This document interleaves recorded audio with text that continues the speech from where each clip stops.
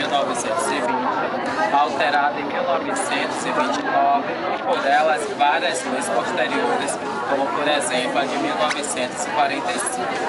O poder executivo é exercido pelo Presidente da República, que é elegido ao sufrágio universal por 6 anos e pelo governo federal.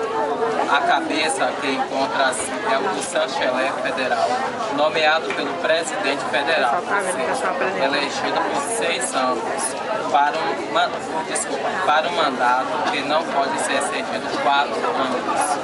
O direito de voto é universal para maiores superiores de 19 anos, diferente daqui do Brasil, que é acima dos 16. Para a culinária, diz que 3. Para a culinária é basicamente chocolates. Temos aqui amanteigados vienenses. Ele é feito com farinha de trigo, açúcar, manteiga, essência de baunilha e chocolate.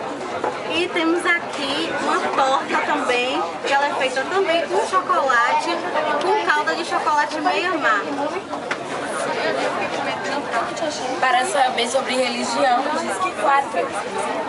A religião predominante na Áustria, como na maioria dos países, é o cristianismo, sendo que 80% da população deles são cristãos. Desse 80% da população, 78% é católico e 4% e 12,8% são luteranos.